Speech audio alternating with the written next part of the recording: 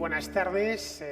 Disculpen por la demora, pero como han podido ver tenemos un alcalde en Madrid que está extraordinariamente demandado por parte de la prensa y no ha quedado más remedio que empezar un poquito más tarde. Prometemos compensarlo. Bien, pues hablando del alcalde, va a presentar esta sesión de clausura de este ciclo de conferencias sobre Madrid y la revuelta de las comunidades. Así que, por favor, invito a don José Luis Rodríguez Almeida a que nos dirija a todos unas palabras.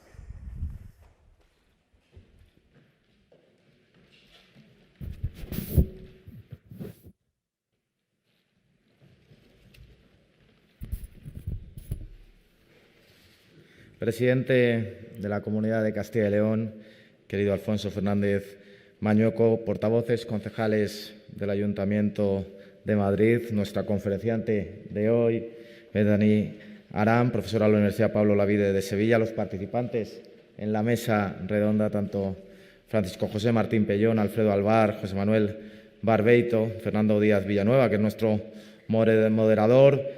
Autoridades, señoras y señores, permítanme que comience estas primeras palabras haciendo un agradecimiento al área de Cultura, Turismo y Deporte del Ayuntamiento de Madrid. No es bueno empezar autocitándose, pero no es por mí, sino por el extraordinario trabajo que se está haciendo desde el área con Andrea Levy al frente, en el cual, y como parte de ese compromiso que tenemos en la ciudad de Madrid como capital de España, tenemos el propósito de estrechar los lazos entre los diversos territorios y estrechar los lazos que nos permitan conocer mejor esa historia común que a todos nos une. Ya hemos celebrado el año anterior el centenario de don Benito Pérez Galdós, este año el centenario de doña Emilia Pardo Bazán o este ciclo de conferencias sobre Madrid y las comunidades de Castilla, del cual la conocida como Rebelión de los Comuneros se cumple en este año el 5º centenario y, por tanto, lo que queremos es demostrar ese compromiso para poder seguir proyectándonos hacia el futuro sobre lo mejor de nuestra historia y sobre el conocimiento de todo aquello en lo que debemos incidir. Es mucho más lo que nos une que lo que nos separa como sociedad y que deberíamos tener en cuenta para poder seguir atravesando tan turbulenta época como la que tenemos en estos momentos desde el punto de vista de la tragedia sanitaria que hemos vivido, que vivimos, que seguimos viviendo, como para afrontar también la situación económica y social y, por tanto, solo desde el convencimiento de que una sociedad española unida y que conozca sus cimientos y, por tanto, su historia y sus tradiciones, podremos navegar mejor estas aguas tan turbulentas que nos ha tocado en estos momentos navegar.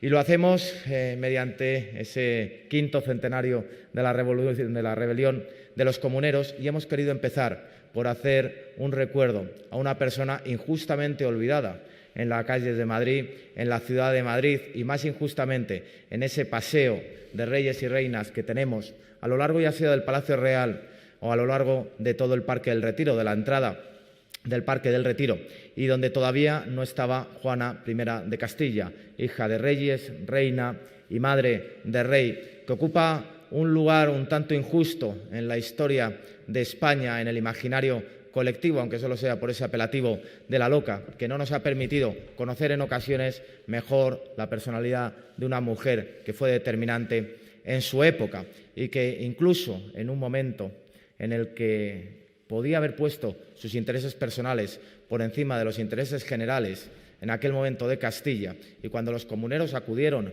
a solicitar su apoyo, se puso del lado del rey. Y este homenaje por parte de la ciudad de Madrid, como digo, es merecido porque permite brindar un reconocimiento a una persona, como digo, determinante en un momento muy importante de nuestra historia. Y lo hacemos a través de este ciclo de conferencias que ha contado, desde luego, con un aforo en el cual se ha llenado al 100% de las plazas que teníamos, al mismo tiempo que también ha tenido un gran seguimiento vía streaming y que nos ha permitido conocer un poco mejor lo que fue el movimiento comunero que se puede proyectar también sobre el futuro y que hace 5 siglos planteaba cuestiones que actualmente también están vigentes en el debate que tenemos en nuestra sociedad, ya sea la necesidad de contrapesos al ejercicio del poder y, por tanto, la necesidad de dotarnos de un marco jurídico adecuado en el que podamos, desde luego, deslindar cuáles son las responsabilidades y las competencias que tiene cada uno de los poderes dentro de la sociedad, debate interesante en los momentos políticos que vivimos, o cuestiones que pueden parecer un tanto anecdóticas al lado de eso, pero que no dejan también de tener su reflejo en la sociedad de hoy en día, como es ese debate sobre la política fiscal más adecuada que tenemos y que aquí en Madrid sufrimos de manera acentuada y que también formaba parte de las reclamaciones de los comuneros. Al margen de estas cuestiones, lo importante, desde luego, es que nos hemos dado la oportunidad de conocer aquí, desde Madrid, un poco mejor la historia común, un poco mejor todo aquello que nos une y, por tanto, nos hemos dado la oportunidad de seguir formando y construyendo una sociedad mejor sobre la que proyectarnos en el futuro. Ese, y no otro, desde luego, es el mensaje que queríamos transmitir desde la ciudad de Madrid, y hacerlo además en colaboración con un territorio como Castilla y León, que sin lugar a dudas forma parte del ADN y de la identidad esencial de la nación más antigua de Europa y, por tanto, de España, territorio al que tanto tenemos que agradecer y sin el cual no podríamos entendernos como España ni como españoles. Muchas gracias.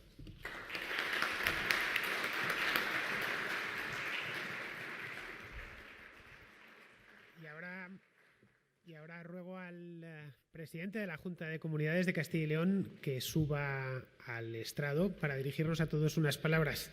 Con ustedes, Alfonso Fernández Mañueco.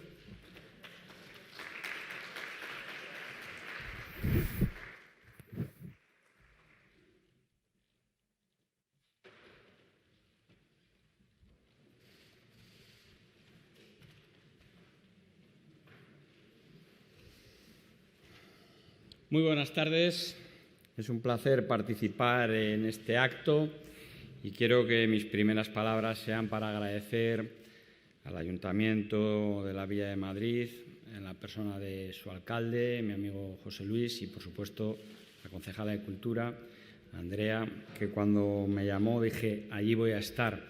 Y se hace, bueno, es una iniciativa para conmemorar los 500 años del movimiento comunero.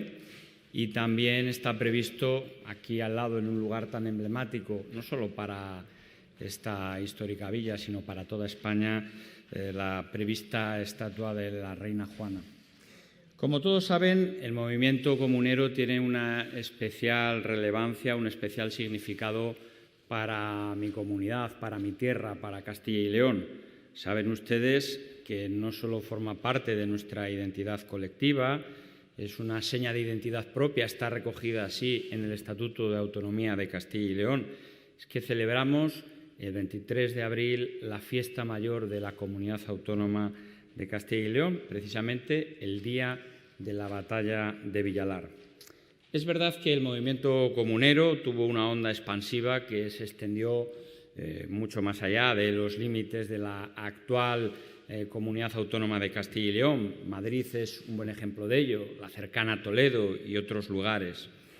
Y hoy, en este acto bueno, pues se cierra este ciclo de excelentes conferencias, se ha analizado pues, ese sentido de dimensión comunera a veces poco conocida, la última destacando precisamente, reconociendo el protagonismo oculto de la Reina Juana. Es verdad que se puede reconocer como una figura triste, sometida como instrumento político de su padre, de su esposo y también de su propio hijo. Pero es verdad también, y se suele olvidar, que tuvo un papel esencial en la historia de Castilla y León y de España, pues ella era la auténtica fuente de legitimidad dinástica. Era la titular real de unos derechos que otros ejercieron de manera vicaria.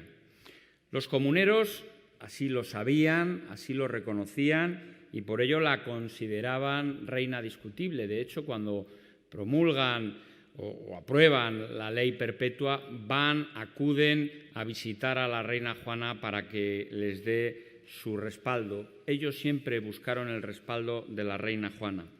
Y es un claro ejemplo de la diferencia entre la importancia real y el protagonismo histórico, porque las personas, igual que los territorios, una cosa es lo que uno quiere trasladar y otra es la verdadera historia.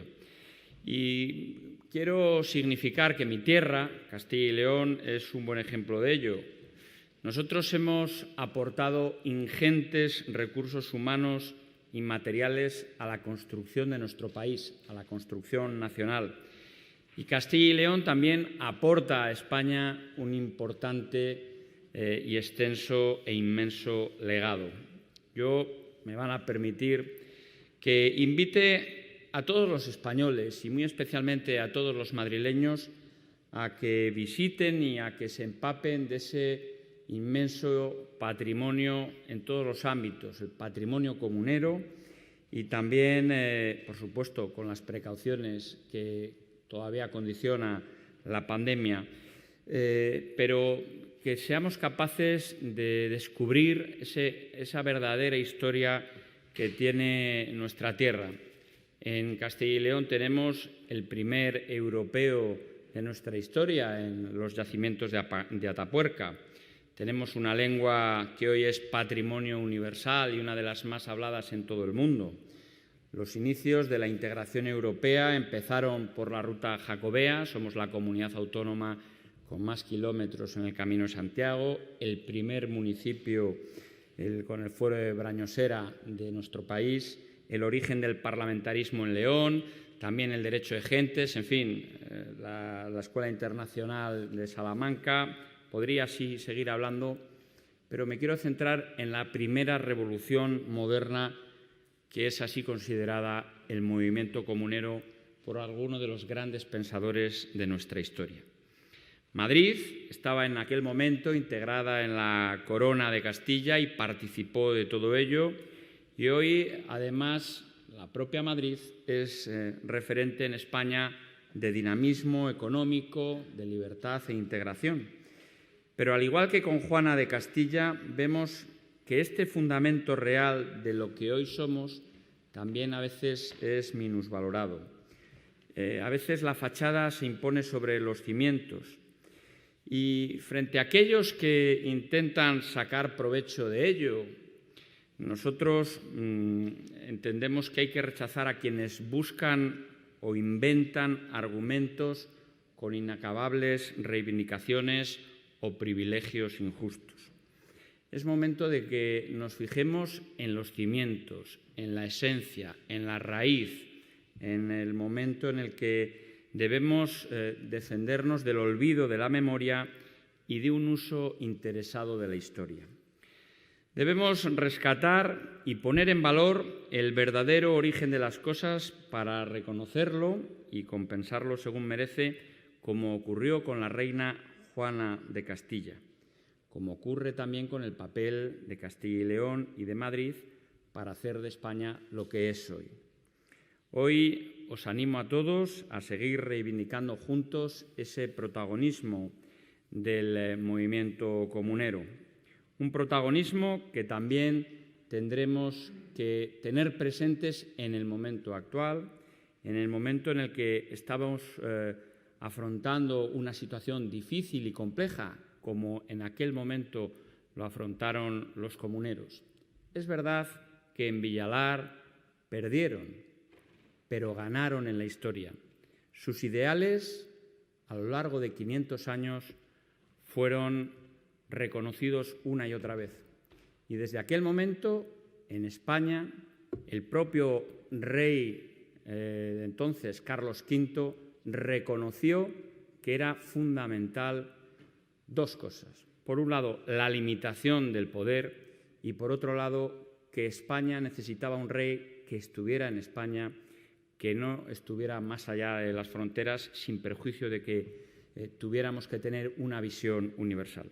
No me extiendo más, simplemente para agradecer esta iniciativa del Ayuntamiento de Madrid, del alcalde, de la concejala, de toda la corporación municipal y sobre todo ese reconocimiento al movimiento de los comuneros y ese reconocimiento a una figura tan esencial como fue la reina Juana y muchas veces desconocida injustamente.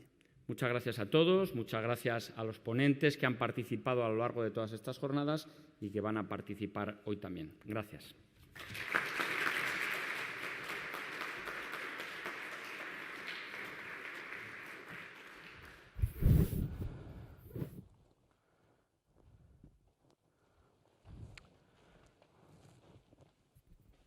autoridades, señoras, señores, mi nombre es Francisco Marín y me ha correspondido ejercer como coordinador científico de estas conferencias que tenían como objeto precisamente el poner negro sobre blanco algo que Madrid debería de no haber olvidado.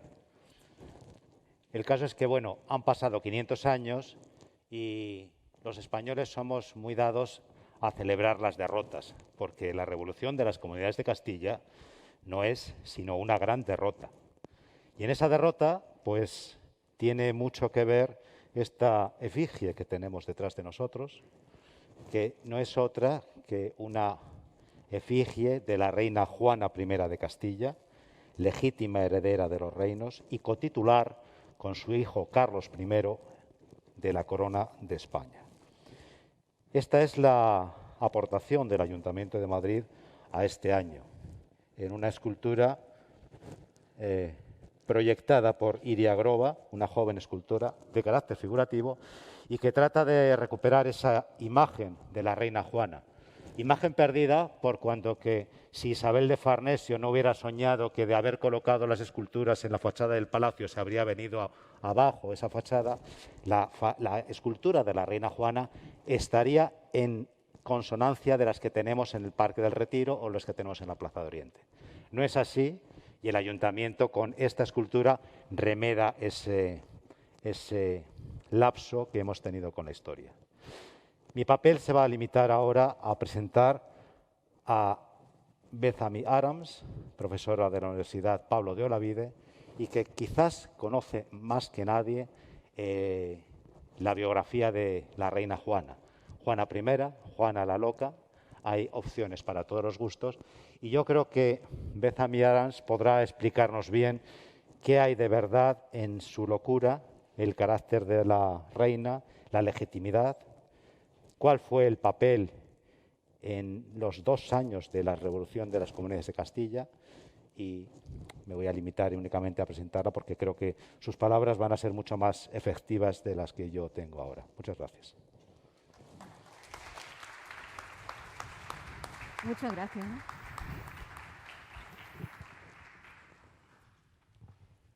Muy amable, gracias.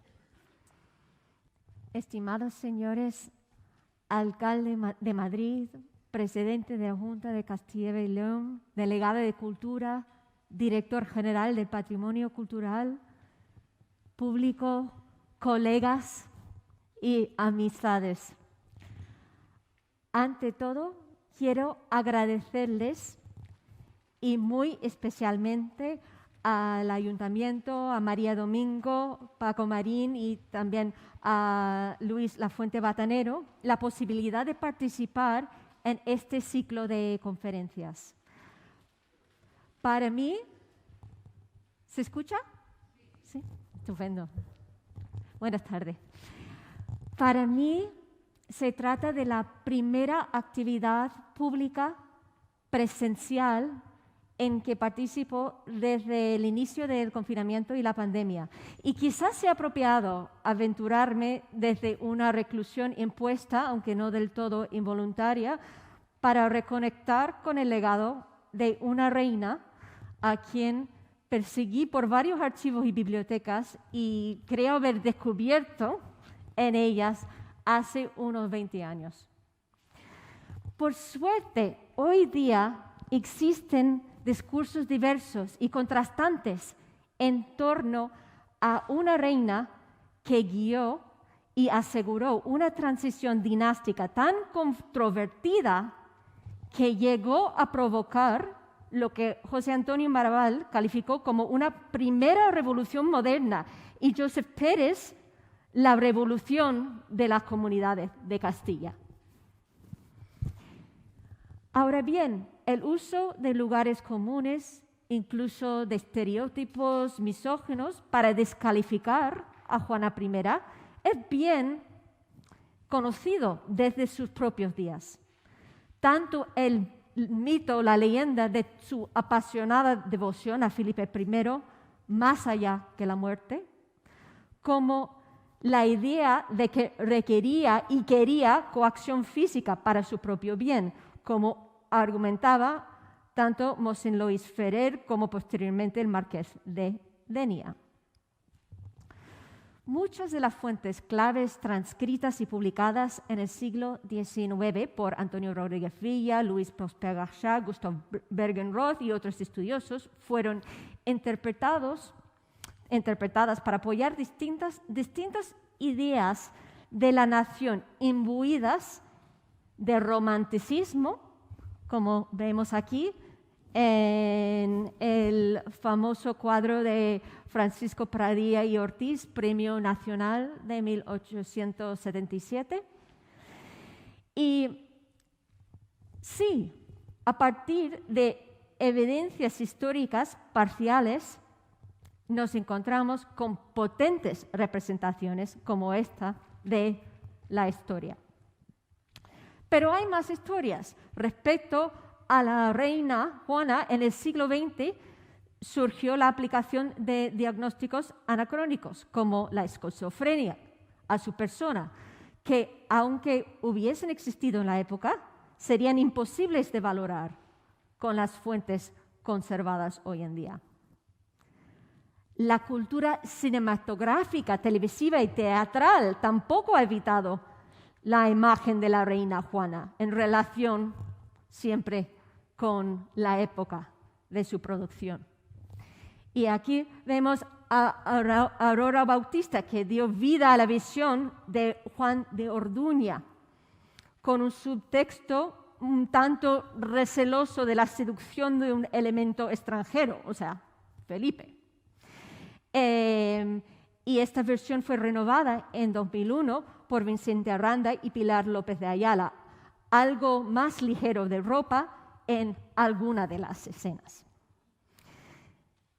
En el mismo mes del estreno de Juana la Loca, tuve la inmensa suerte de poder publicar con Marcial Pons mi tesis doctoral, traducido al castellano, convertido en libro, La Reina Juana, Gobierno, Piedad, Dinastía. Años más tarde, ya se puede detectar alguna influencia directa o indirecta de esta visión en el trabajo, por ejemplo, de Irene Escolar y Jordi Frades en La Corona Partida, o incluso en la producción teatral de Concha Velasco, sin desplazar de todo los enfoques románticos y nacionales. Hoy otras interpretaciones, cada vez mejor contextualizadas en la época y sus fuentes, coinciden en el escenario y se hacen visibles en el espacio público, como se acaba de hacer visible el anuncio de la nueva estatua prevista para el Parque del Retiro.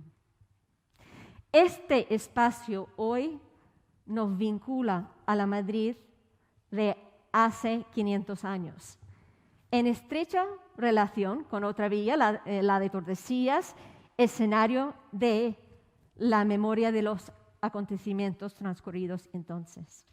El Palacio Real de Tordesillas ha desaparecido, tal como sucedió con otro foco del conflicto, como fue el Alcázar de Madrid. No podemos conocer de primer mano a ninguno de estos palacios, tal como lo conoció la reina Juana, que residió en ambos.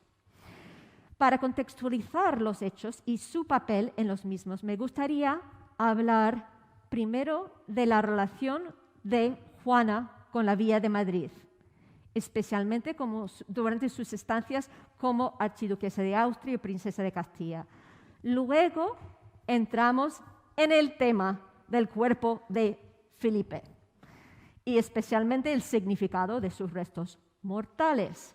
Finalmente, retomaremos la relación de la reina con la comunidad de Castilla, concretamente durante los 3 largos meses de ocupación comunera del Palacio Real de Tordesillas.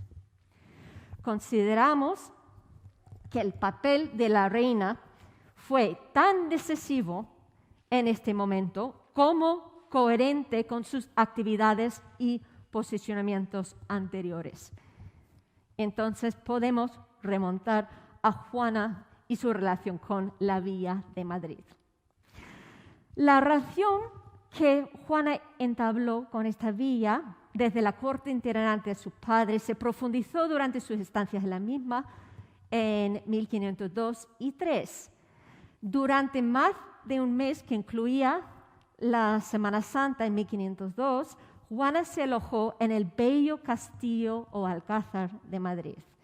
El archiduque también residía allí, a veces, mientras las cortes en Toledo se preparasen, y cuando, por supuesto, lograba resistir la tentación de salir a caza, salir a caza de campo, 2 leguas de la villa, volar sus halcones, organizar juegos de palma, de la pelota, etc. Un manuscrito conservado en Viena indica que la visita de Felipe fue todo un espectáculo. Se corrieron toros en varias ocasiones y organizaron justas con caballeros vestidos como turcos. Y antes de grandes banquetes que Felipe lanzaba a la multitud para ver cómo la gente se apretaba. También Felipe asustó a los caballeros de Castilla en Madrid a saltar de un caballo a otro. Y hacía correr a los jinetes y a las liebres, volaba halcones, montaba justas a que las damas y señoritas de la villa acudieron vestidas de seda y de sus mejores galas. Algunos días Juana, notablemente, no asistió a las justas, cada vez más costosas y violentas, que tanto deleitaban a su marido. Por otra parte, sí participaron juntos en el bautizo de un hombre musulmán, quien fue interrogado por Diego Ramírez de Villaescusa, el confesor de Juana, obispo de Málaga, después de Cuenca, destacado comunero. Era él quien había acompañado a Juana en la corte del rey de Francia y que le había apoyado en su esfuerzo, de su rechazo de prestar vasallaje al rey de Francia, a diferencia de Felipe. Entonces, el confesor también intervino junto a Juana y Felipe en otro bautizo de un hombre convertido del Islam con 2 de sus hijos, siendo Juana y Felipe los padrinos. Las cuentas de la Casa de Borgoña, curiosamente, no registran donaciones en esas ocasiones, sino sí para la conversión de un hombre judío residente en Madrid, también con 2 hijos, todos ellos premiados con 18 livres durante la misma estancia. En las Cortes de Toledo, Juana, como heredera de su madre, fue jurada sucesora antes que Felipe, como su legítimo marido. Aquí vemos en la ilustración de Marcuello el posicionamiento superior de la heredera de la reina Isabel, quien es la bendecida como sucesora de su madre. Eso no les sentó nada bien a los borgoñones. Les chocó, teniendo en cuenta que su organización doméstica y financiera, no hay que olvidar que Juana fue a Flandes sin dote, reforzaba la subordinación de Juana como consorte del archiduque. Al salir de Toledo, los príncipes pasaron unos días en Alcalá, donde la violencia cortesana tomó un giro poco deportivo. Algunos hombres del conde de Nassau atacaron y hirieron unos 24 servidores del obispo de Málaga. Los príncipes se retiraron rápidamente a Madrid, donde la presencia de Isabel y Fernando implicaba peores alojamientos para sus séquitos. A diferencia de Felipe, Juana pasó de camino por la abadía de Rejas, en las afueras de Madrid, donde pernoctó. Volvería a esa abadía de Rejas, entre el centro y Barajas, más o menos, no muy lejos. En 3 ocasiones registradas, 3 ocasiones adicionales registradas en sus gastos diarios o état journalier, conservados en su mayoría en Lille y Bruselas, que sirven para reconstruir su itinerario y ver que normalmente distaba del itinerario del príncipe, que se había declarado vasallo del rey de Francia. Entonces vemos aquí a Juana que pasaba el día en Madrid y los pagos a todos los miembros de su casa. Y aquí en Reyes, en Rejas, en las afueras de Madrid, donde fue probablemente para consuelo y apoyo espiritual. A diferencia de las exhibiciones de Felipe, las excursiones de Juana se registraron en estos gastos diarios de su casa. En medio de estas circunstancias, el día 19 de diciembre, Felipe se despidió y partió apresuradamente a Flandes por territorio enemigo, por el reino de Francia en guerra contra sus suegros. Ahora bien, Juana, según estos registros de sus actividades diarias, visitó la abadía franciscana de Rejas por última vez, que sepamos, los días 15 y 16 de enero de 1503, de camino a Alcalá, donde se instaló para el nacimiento de su 4º hijo y 2º varón, el infante Fernando. Pero su interés en los monasterios de franciscanas descalzas ya había aparecido en sus gastos diarios, fundamentalmente para comidas en Bruselas, donde visitó el convento de Belén en varias ocasiones y para quien intercedió con el Papa Alejandro VI para apoyar la reformación de su convento en uno de Clarisas pobres. Vamos a ir a la próxima imagen. Gracias. Aquí vemos en el fondo el convento de franciscanas de Bruselas y aquí Juana acompañada por el séquito, incluida algunas de esas monjas. Ahora bien, normalmente visitaba este convento especialmente antes de los nacimientos de sus hijos.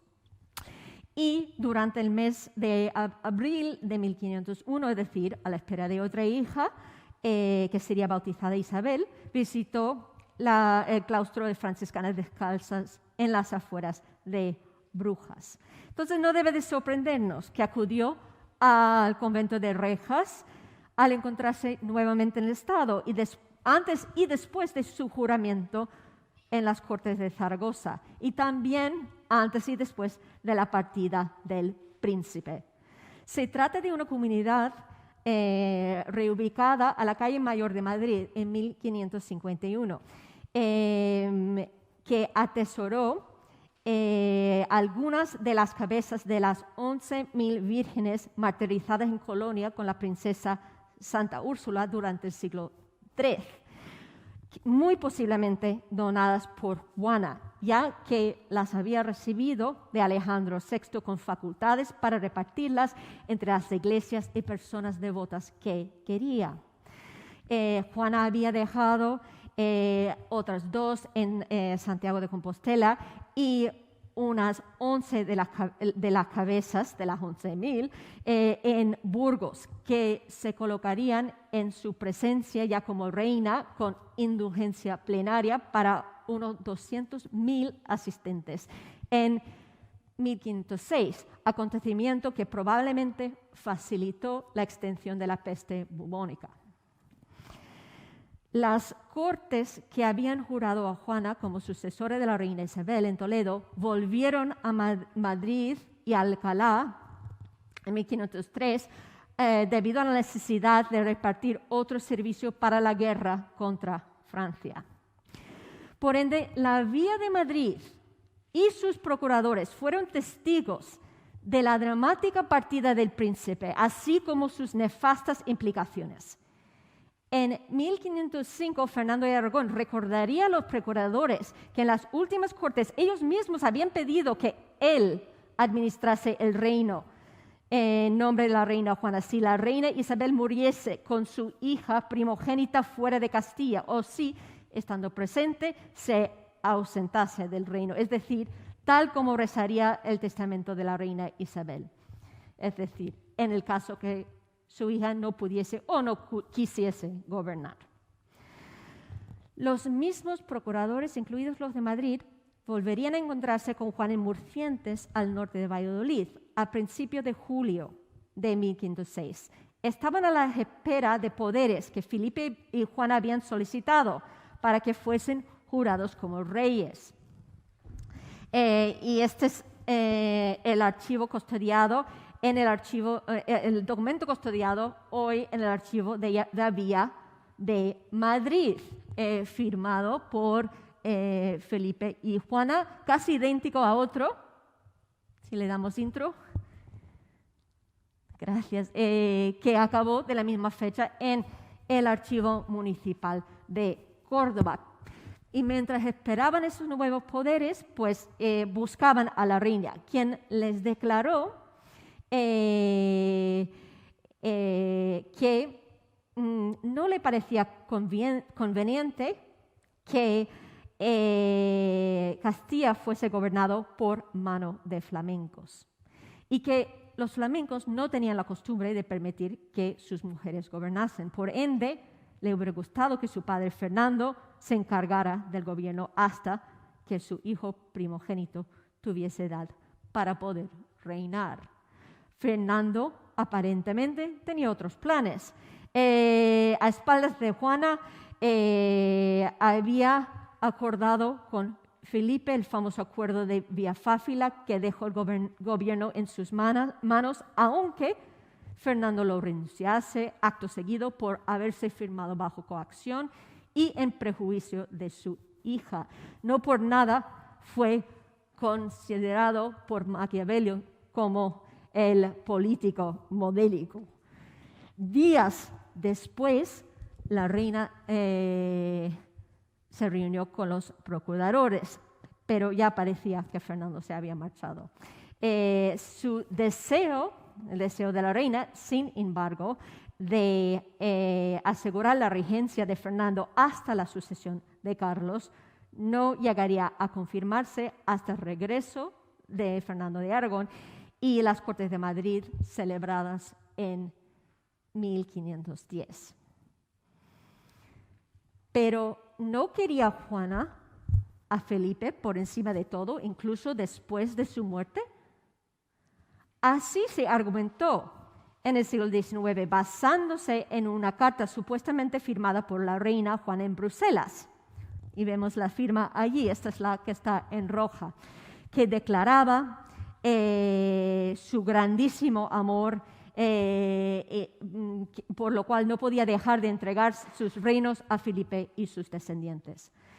Era una aparente prueba documental para la leyenda de locura de amor, hábilmente difundida en su momento por los partidarios de Felipe, por los cronistas borgoñones y hasta por el rey Fernando.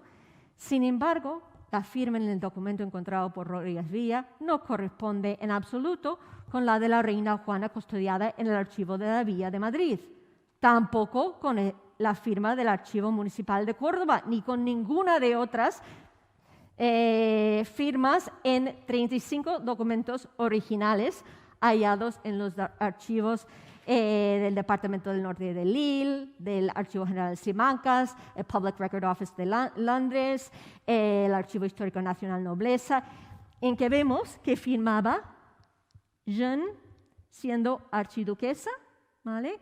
Yo la princesa después de las Cortes de Toledo y luego yo la reina. siempre con la misma rúbrica al final. Y vemos, si vamos al intro, que ninguna de esas firmas correspondían con la falsificación en la famosa carta al embajador de Felipe. ¿Y qué es lo que firmaba la reina Juana? Bueno, anuló las enajenaciones de patrimonio real realizadas por Felipe, gastó en ofrendas de cera y limosnas para el prior y monjes del monasterio de la Cartuja de Miraflores, que le acompañaron en su misión de honrar la memoria del rey y de cumplir con su testamento, que requería llevar sus restos mortales a Granada. Y aquí vemos su destino final, donde reposaba el cuerpo de la reina Isabel. Tampoco hay que olvidar que Juana I aún no había podido, y de hecho nunca pudo, despedirse de ella. Y a Juana le preocupaba, ante todo, asegurar los derechos de su hijo a la conquista más preciada de sus padres. Y de allí la importancia de que llegasen estos restos del rey legítimo a Granada. Si la eterna pasión de Juana por Felipe se basaba en una falsificación, entonces, ¿por qué no permitía la reina que otras mujeres se aproximasen al féretro con los restos de su marido? Bueno, al empezar su peregrinaje de Burgos a Torquemada y luego Hornillos, Juana fue acompañada por el prior y por los monjes cartujos del monasterio real de Miraflores. Ese fue donde se depositó el cuerpo de Felipe después de su muerte. Según los votos de los cartujos, que atendían continuamente al difunto, no podían estar en compañía de mujeres, con la excepción de la reina Isabel y sus hijas por despensas obtenidas de Sixto IV y Alejandro VI. El cuerpo del difunto sirvió a Juana para poder publicitar su estatus como rey y, por ende, la legitimidad de su primogénito, al mismo tiempo que le sirvió como escudo para evitar otros matrimonios, ya que no le faltaban propuestas. Su finalidad en ambas cuestiones era asegurar la sucesión de Carlos. Cuando la reina se instaló en el Palacio Real de Tordesillas, los cartujos volvieron a Burgos y Juana no tuvo ningún problema en depositar los restos mortales de su marido en el vecino monasterio de Santa Clara de Tordesillas. La reina aceptó instalarse en el Palacio de Tordesillas a cambio de ciertas condiciones confirmadas en las Cortes de Madrid 1510, en presencia de los embajadores respectivos. Su padre Fernando gobernaría en su nombre hasta la mayoría de edad de otro extranjero, su hijo Carlos. 10 años después, el levantamiento comunero incidió nuevamente en las condiciones para la transición dinástica, en que la reina mantuvo su posición de forma decisiva. Fue finalmente Carlos quien, tras superar la sublevación de las comunidades, bien consciente de su papel simbólico, mandó escoltar los restos de su padre a Granada. Ahora vamos a hablar de lo que estaba en manos de la reina. Es bien conocido que las comunidades se proclamasen defensoras de los derechos de la reina Juana. Fueron convocadas por ella a Tordesillas durante 3 meses a finales de 1520, donde se preocupasen por su liberación y salud, también entre comillas, y buscaban concretamente su autorización, mediante sobre todo la firma real. Durante 3 meses el destino de Castilla estaba en manos de la reina Juana. Ella entretenía tanto a los capitanes de las tropas comuneras como los procuradores de la autodenominada Santa Junta. pero no permitía que hablasen en contra de su hijo, ni en contra del consejo real heredado de sus padres. Por otra parte, insistía en que castigasen a los malhechores. Al fallecer el rey Fernando en 1516, Carlos fue proclamado rey en Bruselas. Esto, en mi opinión, fue un verdadero golpe de Estado, pero Juana había sufrido golpes parecidos en su propia proclamación, en que Felipe insistía que él fuese proclamado en Bruselas, estando ella presente o ausente. Sin embargo, Carlos no pudo suceder en los territorios de su madre sin su consentimiento, así como la confirmación en las cortes de los reinos correspondientes, en ese orden. Por ese motivo, después de arribar a la costa de Asturias, el joven rey y su hermana mayor, Leonor, se dirigieron a Tordesillas, donde llegaron tan solo 4 días antes de fallecer el cardenal Cisneros. Los hermanos se centraron en visitar a la reina para obtener y poder publicitar su bendición. Igualmente, aprovecharon la visita a Tordesillas para asistir exequias para su padre Felipe en el monasterio vecino y después para instalar a los marqueses de Denia como gobernadores de la Casa Real. El marqués de Denia registraba sus esfuerzos para engañar a la reina y así poder controlarla en su correspondencia con Carlos. Le decía que había pestilencia en la villa, cuando no era el caso, y que tanto el rey Fernando como el emperador Maximiliano seguían vivos. Según el propio marqués, llegó a contarle a la reina que el emperador Maximiliano había cedido la corona imperial a favor de su hijo para animarle con el ejemplo. Las mentiras y coacciones gestionadas por los gobernadores de la casa chocaron con la realidad a finales de agosto de 1520, cuando algunos miembros del Consejo Real se reunieron con la reina. La evidencia de esta reunión, registrada por un escribano de Tordesillas, indica que la reina llamó tanto al obispo de Málaga y Cuenca como a otros miembros del Consejo Real. Pero antes de que pudiesen llegar, los capitanes, Juan de Padilla, Juan Bravo, Juan Zapata, capitán del ejército de Madrid, aparecieron con sus tropas delante del palacio de Tordesillas. La reina disfrutó del espectáculo y, como vemos en este primer documento, movió la mano, manifiestamente parecía invitarles a subir. Acto seguido, el primero de los capitanes que se dirigió a la reina fue Juan de Padilla, hijo del capitán general del reino bajo la reina Isabel, quien se había entrevistado con Juana en Murcientes para posteriormente oponerse a su reclusión. Juan de Padilla, además, era esposo de María Pacheco y capitán de Toledo, la ciudad donde Juana nació y donde había sido jurada princesa. Y Padilla declaró a la reina que los capitanes habían venido a besarle las manos, informarle de los grandes males y escándalos y daños que los reinos habían recibido a causa de la mala gobernación desde la muerte de Fernando. Juana daba gracias a los capitanes por sus atenciones, estuvo de acuerdo en que deberían de servirla y en una reunión similar 3 días más tarde, Padilla declaró su respeto por el poderoso, ilustre hijo de Juana, mientras que pedía a la reina que otorgase favor y autoridad a la Junta.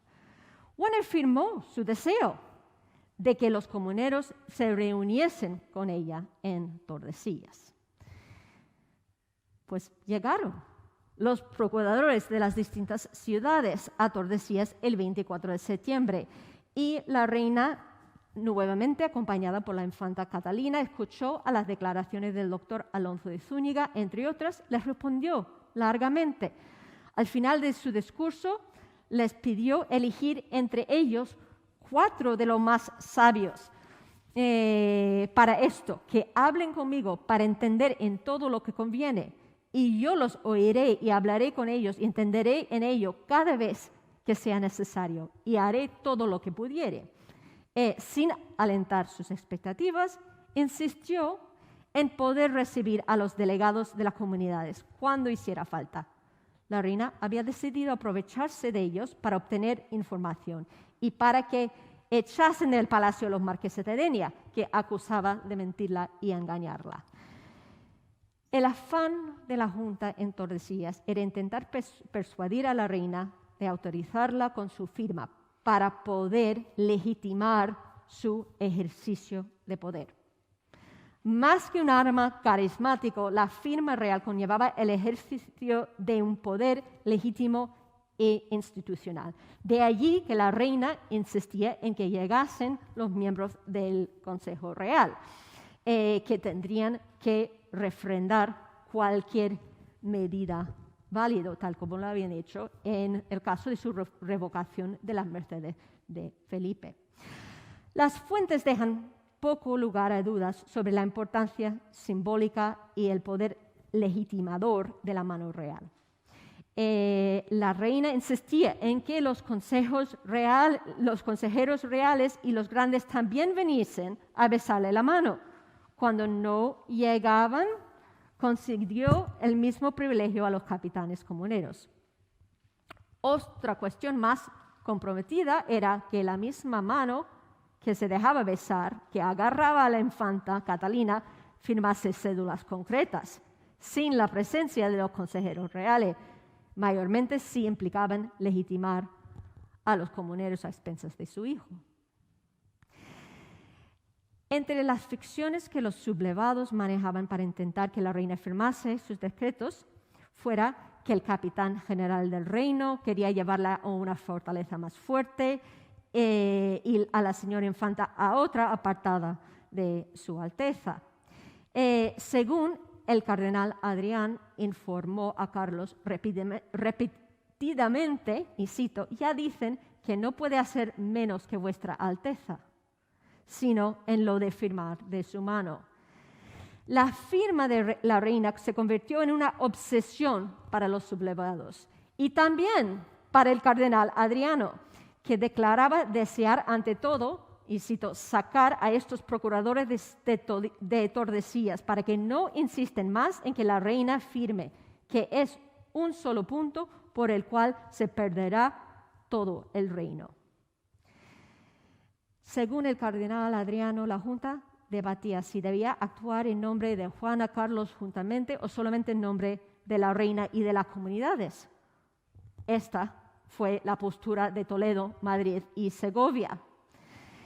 La llegada de los procuradores, incluidos a Pedro de Ulloa y Pedro Merino por la vía de Madrid, tampoco tranquilizó al cardenal Adriano, que seguía informando a Carlos que si firma su Alteza, sin duda ninguna, todo el reino se perderá y saldrá de la real obediencia de vuestra majestad. Pero la táctica de Juana fue llevarse bien con la Junta, escuchar sus peticiones, llamar a los miembros del Consejo Real, algunos de ellos presos, ya por los comuneros, y entre tanto no firmaba y se aumentaba la desesperación comunera. La Junta proclamaba primero la liberación de la reina y luego la necesidad de atender a su salud. Ella, por su parte, mantenía audiencias, salía a Santa Clara, y cuando los procuradores le dijeron que su hijo había hecho muchos daños, cito, dijo que no la revolviese nadie con su hijo, que todo lo que tenía era suyo y que él miraría por ello. Por ende, legitimó no a los comuneros, sino su delegación de poder a Carlos.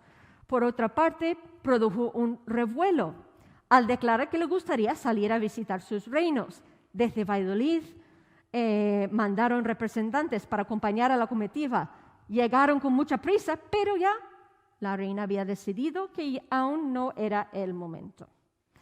Ya a finales de noviembre le apretaron mucho para que firmase, diciéndole que venían los grandes a quemar la villa y tomar la presa.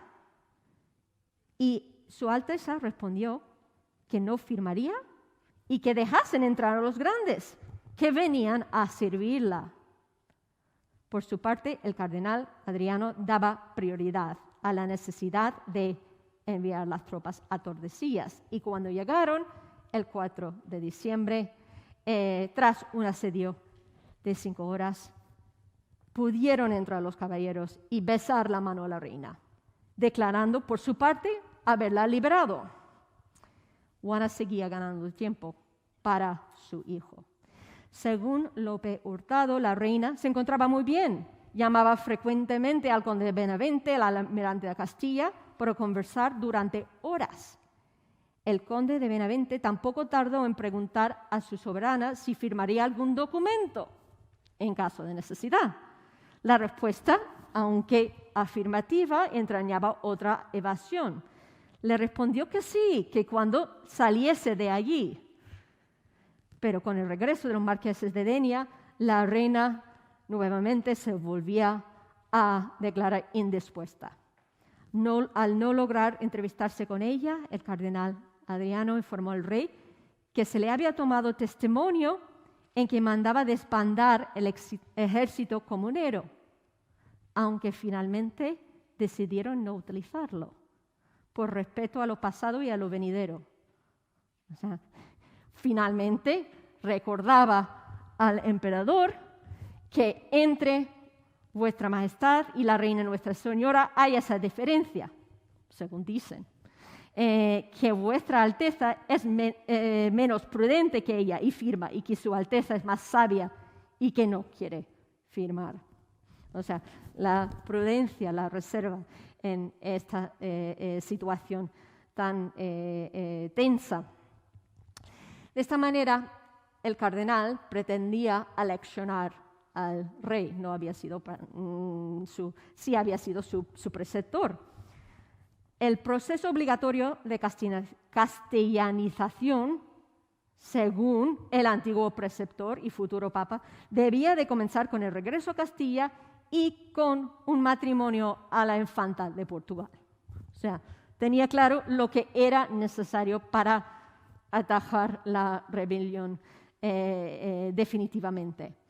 Así empezaría a atender a las peticiones de los procuradores de Cortes y también de los comuneros. La reina Juana, por su parte, permaneció en Tordesillas hasta su salida, una salida breve para evitar la peste en 1534. Entre tanto, familiares y emisarios llegaron a Tordesillas a besar las manos de la reina con cierta regularidad y así fundamentar su propio ejercicio de poder. Una de estas familiares, la emperatriz Isabel, también firmaría Yo la reina y gestionaría la política indiana de la monarquía durante años. Se trataba, por ende, no solamente de la castellanización de Carlos, sino de la globalización y la continuación, la expansión de toda una dinastía que la reina Juana, soberana legítima, reconocida como tal, había mantenido en el trono como reina de las comunidades. Muchas gracias.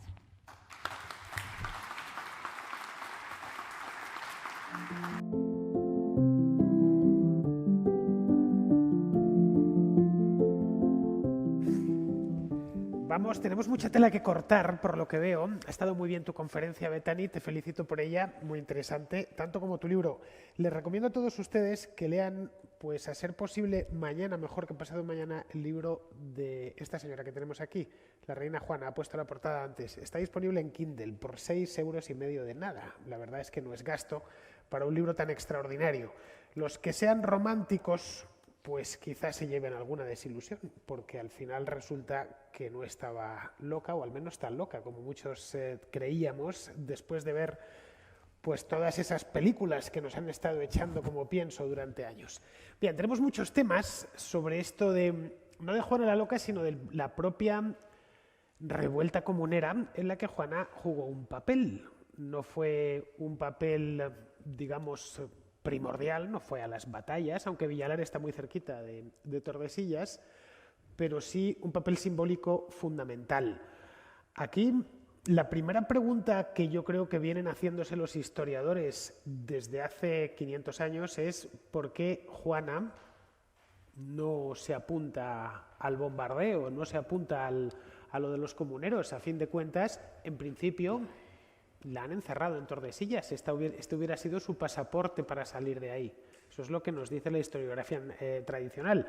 Así que vamos a empezar con Bethany, que de esto sabe mucho, se lo digo yo ya, para que nos dé respuesta, si es que existe. Por escrito no quedó, aunque de todo lo que sí que ha quedado por escrito se pueden extraer bastantes conclusiones, ¿no es así? Pues muchas gracias, Fernando. La pregunta es ¿por qué no se aprovecha para sacar partido personal, o sea, ventajas personales? Hasta cierto punto, inicialmente, pues sí buscas ciertas mejoras, o sea, mejor comunicación, información, deshacerse de los marqueses de Denia, también del entorno cercano impuesto por ellos, pero yo creo que va viendo desarrollarse la situación y va tomando determinaciones, ¿no?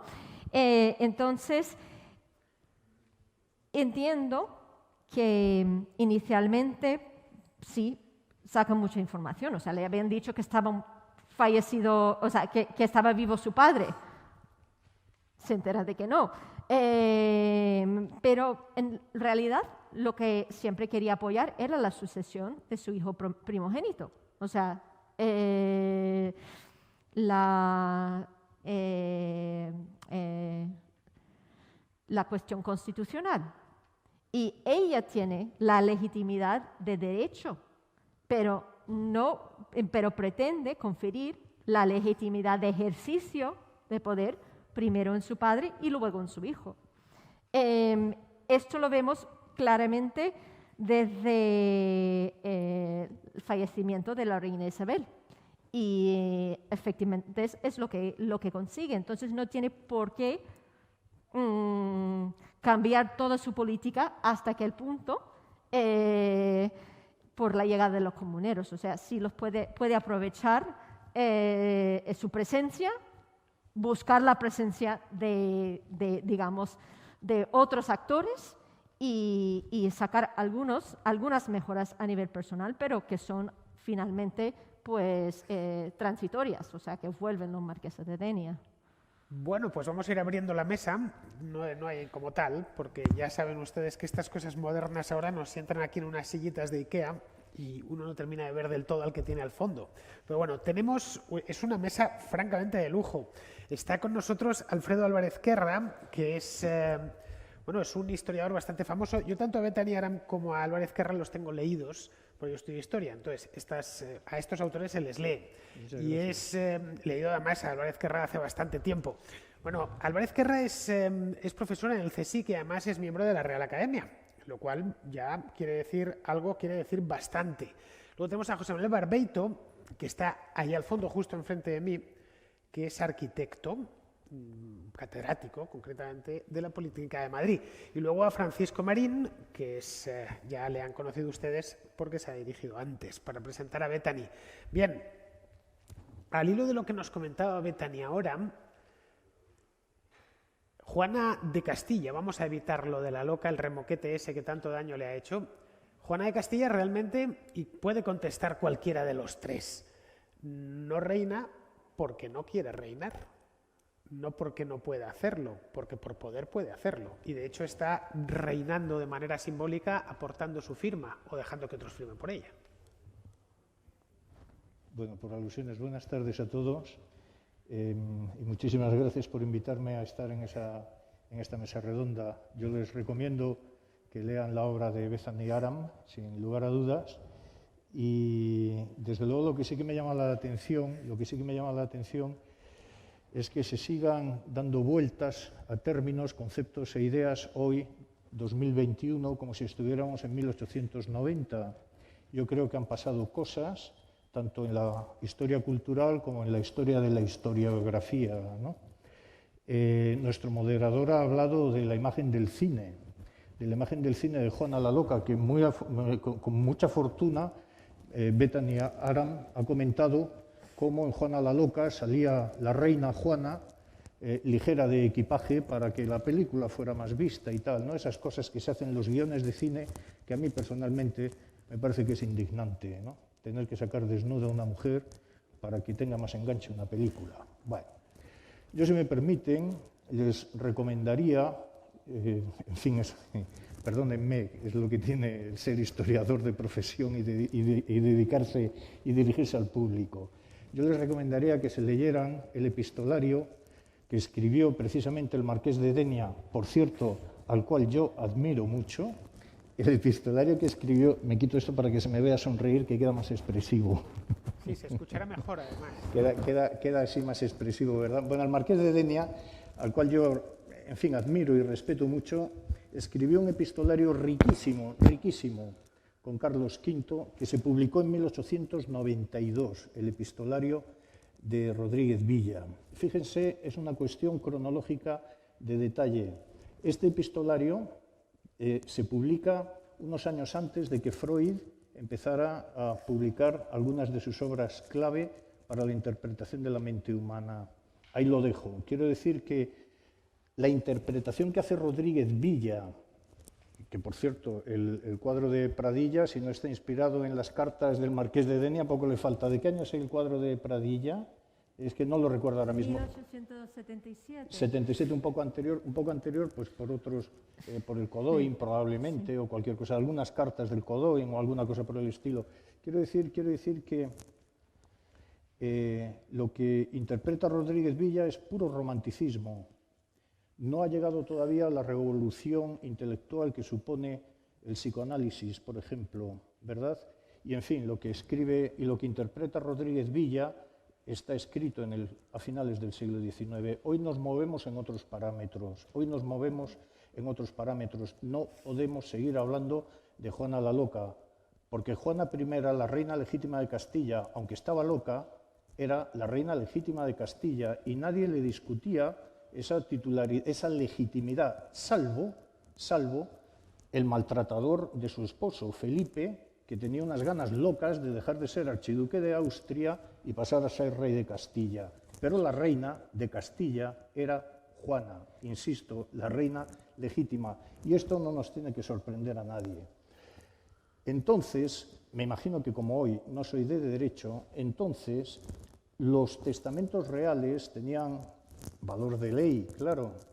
El testamento de Isabel la Católica, aparece como reina sucesora, Juana la Loca, pero es un testamento formalmente precioso, en donde la reina Isabel escribe que si no pudiere reinar, e interlinea.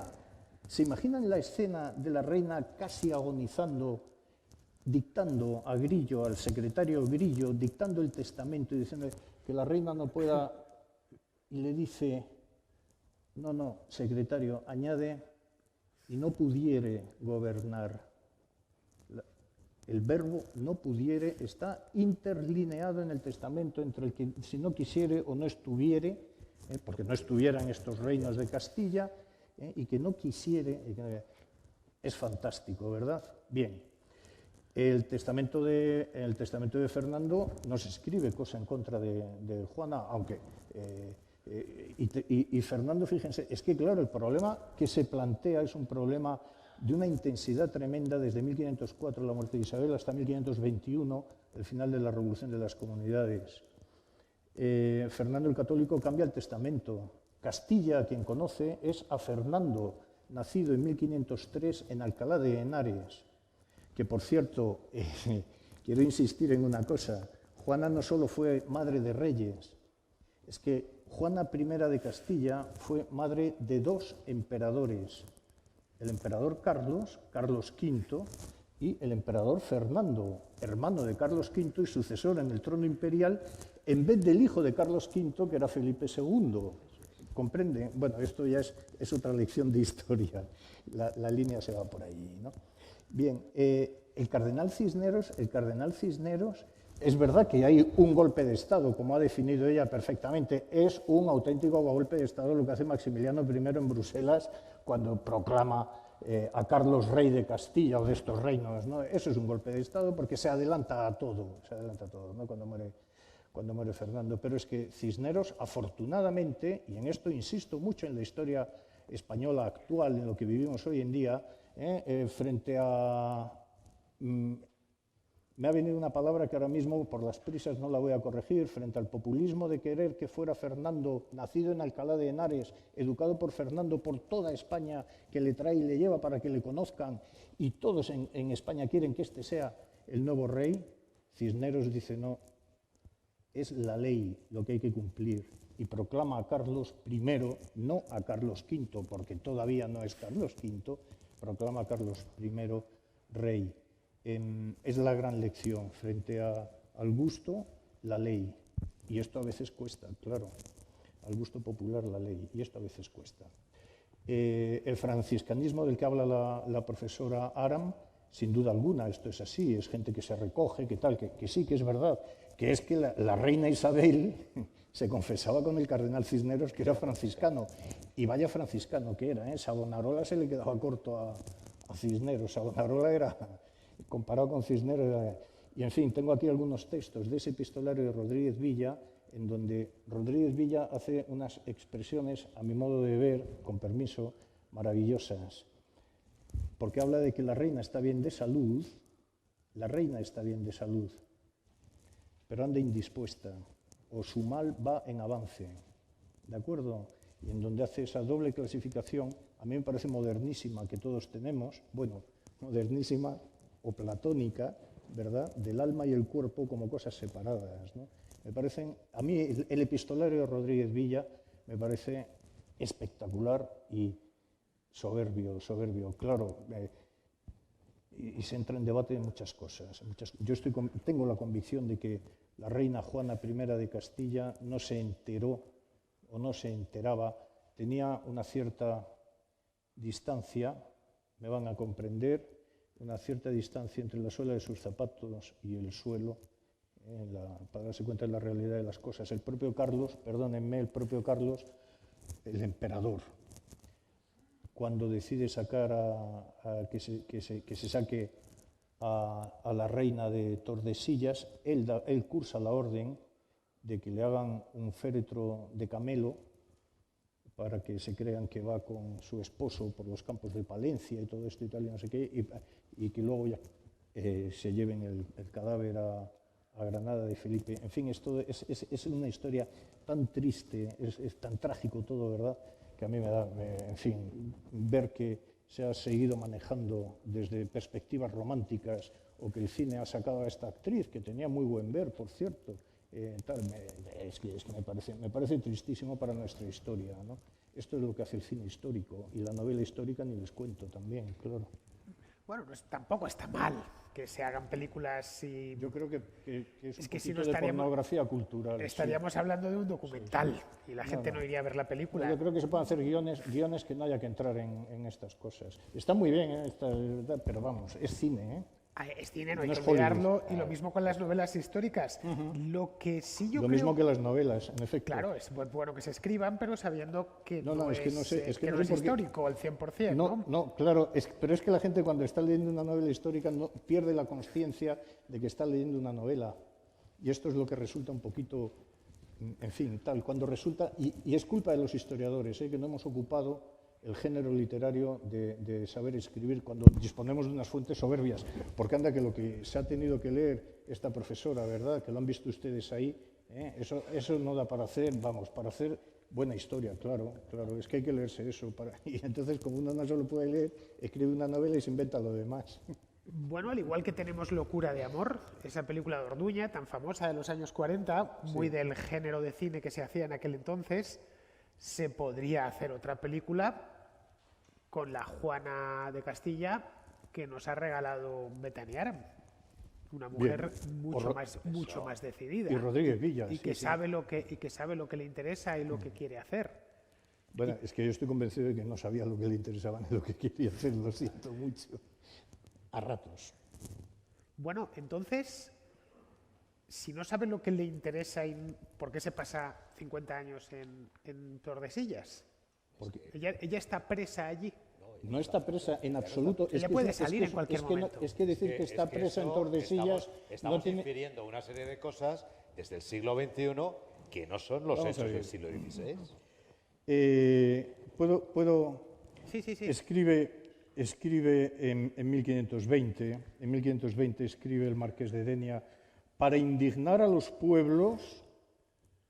El Marqués de Denia escribe al emperador Carlos V, hijo de Juana I de Castilla, para indignar a los pueblos dicen que yo tengo a la reina presa, de lo que yo estoy bien lejos de pensarlo, cuanto más de hacerlo.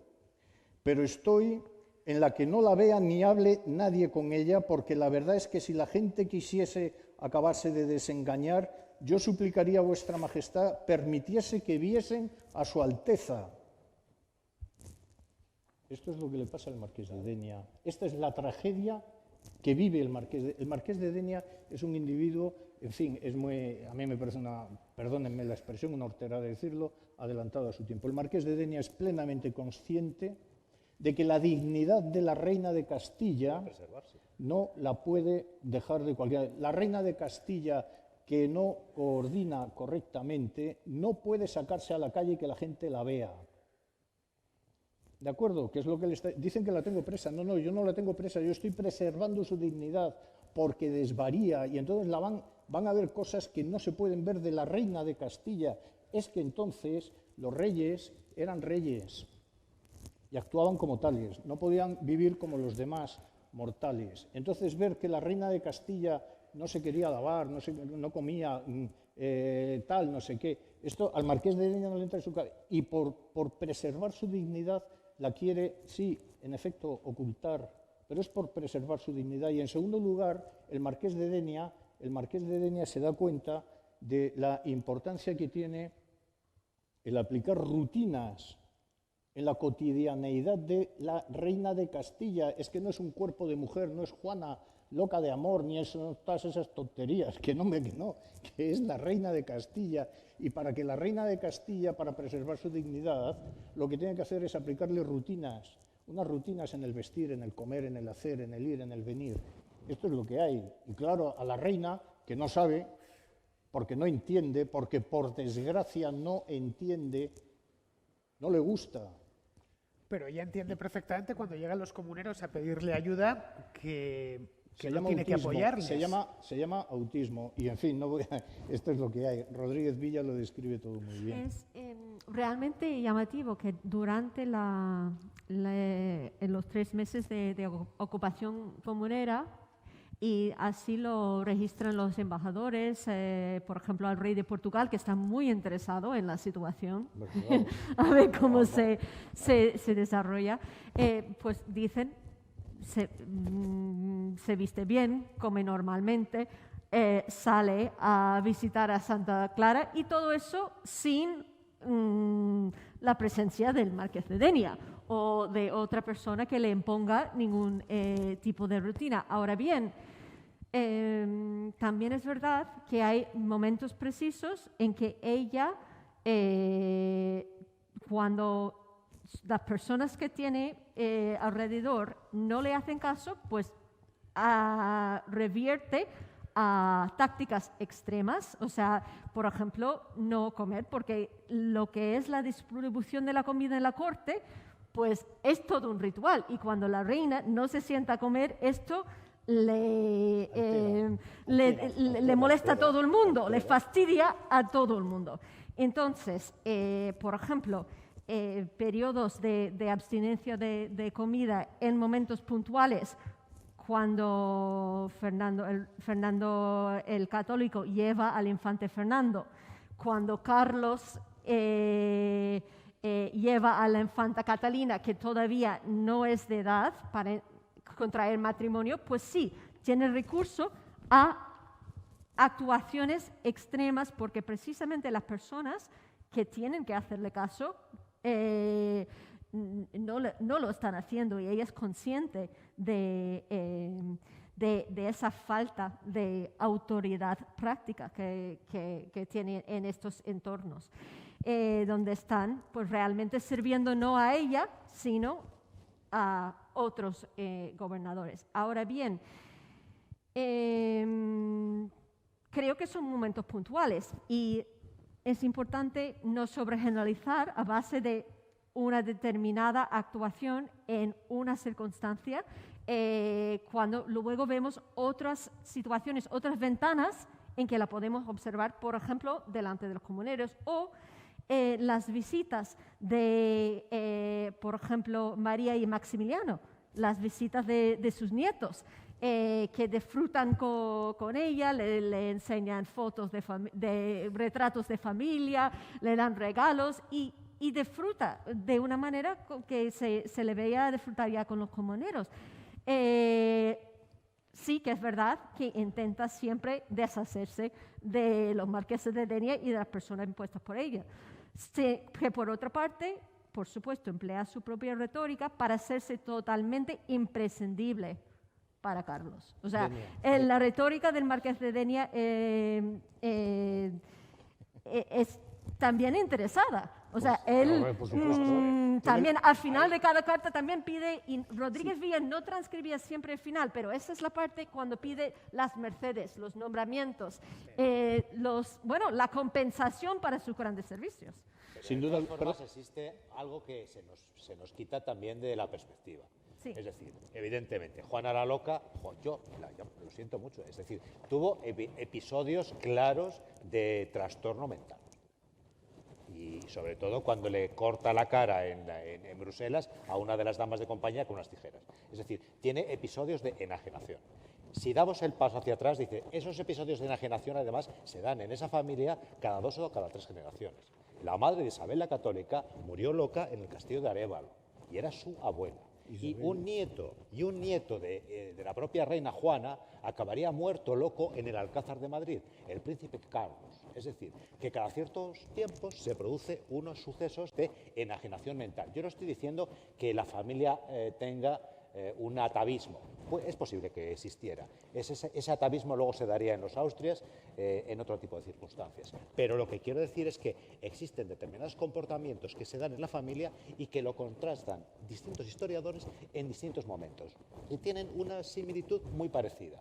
Porque lo que decía el profesor Alvar respecto a que hay que preservar la dignidad de la reina, también lo hace el propio Felipe II para preservar la identidad y el rigor del príncipe Carlos, que es el heredero. Y es el heredero de la corona de España. Y precisamente esa dignidad hace que en la figura del príncipe Carlos saldría la leyenda negra, el demonio del mediodía, Felipe II como asesino de su propio hijo. Es una situación muy parecida a la que ocurre con la reina Juana. Sí, entonces, en cierto modo, sí. Y luego, con respecto a lo que ha dicho, claro, que el epistolario del marqués de Denia es interesado. Toma, claro, era su puesto de trabajo. Y lo tiene que mantener. Pero un detalle anecdótico, ¿no? El marqués de Denia custodia a la reina Juana en Tordesillas. Después del acontecimiento de los comuneros y tal, se le expulsa de Tordesillas, vuelve después, muere. Su hijo custodia a la reina, sigue custodiando a la reina, sigue cuidando de la reina en Tordesillas. Bien. Nace en Tordesillas un tal Francisco de Sandoval y Rojas, porque no olviden que estos son el padre, el abuelo y el bisabuelo del duque de Lerma. Todavía no es duque, en ese momento claro, son Lermas. No, todavía. estos son marqueses de Denia y el duque de Lerma a partir de 1599. Entonces, claro, a mí me da un poco la sensación de que el duque de Lerma, Francisco de Sandoval y Rojas, viendo el panorama, que por cierto, el padre del duque de Lerma es uno de los custodios del cadáver del príncipe don Carlos. Es decir, es que los Sandoval, la familia Lerma, tiene tela, ¿eh? Denia Lerma tiene tela, ¿eh? En el servicio a la Casa de Austria, lo que ellos tuvieron que tragar. Y entonces, cuando Lerma se hace con el poder, cuando el duque de Lerma, que todavía no es el duque, cuando el duque de Lerma se hace con el poder, parece que se quiere quitar la espina y decir, oye, toda la demás alta aristocracia y los grandes de España han estado por ahí forrándose de virreyes en Nápoles, de gobernadores en Flandes, de virreyes del Perú, de la Nueva España, o yo qué sé qué, y nosotros aquí metidos en Tordesillas. En fin, aprovechando que no está el presidente de la Junta de Comunidades, que es una gran localidad del interior peninsular, orillita del río Duero, y todos mis antepasados ahí metidos guardando a esta o al príncipe don Carlos. No, en fin, yo tengo que resarcir a la familia. Y se resarció bien. Y robó lo que no está escrito, ¿eh? Era un tío inteligentísimo, descomunalmente robando. Y perdónenme, con permiso, moderador, con permiso, profesora. Otro epistolario espectacular que cuenta el principio de toda esta enorme tragedia histórica es el de un humanista italiano, Pedro Mártir de Angleria, que viene al servicio de Isabel la Católica, porque en España las reinas reinan, ¿eh? Aquí a las mujeres se las deja reinar o gobernar, como la emperatriz Isabel, como muy bien ha apuntado usted. La reina, dice Pedro Mártir de Angleria, la reina espera que el rey, su marido, la reina, esto es Juana, espera que el rey, su marido, vuelva a la vida. Por ejemplo, ese es una carta. Y tengo otra, bueno, en fin, por no entretener más, es que se nos echa el tiempo encima y lo siento, ¿no? Pero, pues eso, Pedro Mártir de Angleria, lo que pasa es que el epistolario de Pedro Mártir de Angleria son 5 volúmenes, ¿no? Y yo comprendo que para hacer un guión de película, pues eso lleva mucho rato leerlo, ¿no? Con el tema este de Tordesillas, que es un lugar maravilloso, esté o no esté el presidente, es una ciudad pequeñita que está a orillas del Duero, tratado de Tordesillas allí. Pero está muy bien situada. Está cerca de, bueno, he dicho antes que estaba al lado de Villalar, muy cerquita de Valladolid, tampoco muy lejos, justo entre Valladolid y Salamanca. ¿Por qué la reina se va allí? ¿Por qué no se, por ejemplo, se viene al Alcázar de Madrid, donde había muerto Enrique IV, o se va al propio Valladolid, o se busca otro castillo? Porque realmente no sabemos, creo que no lo sabemos. No sé, tenemos aquí a un catedrático de arquitectura. ¿Cómo era el palacio de Tordesillas, que desapareció hace ya mucho tiempo? Hoy todo lo que hay es unos jardines, está el convento, y era lo suficientemente digno como para una reina. Sí, digno supongo que sí. Claro, yo no soy historiador, estoy aquí disfrutando con mis colegas, disfrutando y aprendiendo tantas cosas sobre la reina Juana. Yo no tengo ni idea de por qué la reina Juana está allí. Hombre, sé que desde luego Tordesillas no es una fortaleza como era Segovia o como era Madrid, que tenía, no sé, otras posibilidades defensivas, ¿no? Supongo que muy distintas de las que podía tener Tordesillas, pero ignoro la verdad cuál es la razón de que ella esté ahí, aparte de que no olvidemos la costumbre de nuestros soberanos de deambular por tierras castellanas continuamente, ¿no? Seguir el itinerario de Fernando el Católico, cualquiera de los que nos gusta la historia, pues, en fin, hay que tener paciencia, ¿no? Para verle andar de aldea a aldea por toda Castilla, ¿no? Terminó muriendo en una aldea de Extremadura. Y termina muriendo en una aldea. Por eso digo que, en fin, que era una costumbre relativamente habitual en nuestros soberanos. Verdaderamente, hasta que no se arreglan los grandes alcázares con Carlos I, Madrid, Toledo y Sevilla, no hay un lugar determinado, no sé, para que estén los monarcas, ¿no? El propio Carlos, pues como es bien sabido, aquí en Madrid, pues se aposenta a veces en un lugar o en otro, en unas casas de la nobleza, en otras diferentes, en fin, hasta que no se emprende la reforma de los alcázares y se convierten esos alcázares en los grandes palacios, pues eso no sucede.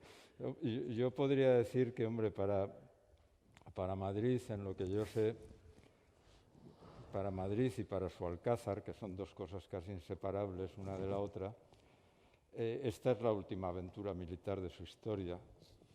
Todavía en el reinado, en las guerras civiles del reinado de Enrique IV, el Alcázar fue sitiado, fue bombardeado, volvió a serlo en las guerras comuneras, pero ahí acabó ese recorrido del edificio como fortaleza, ¿no?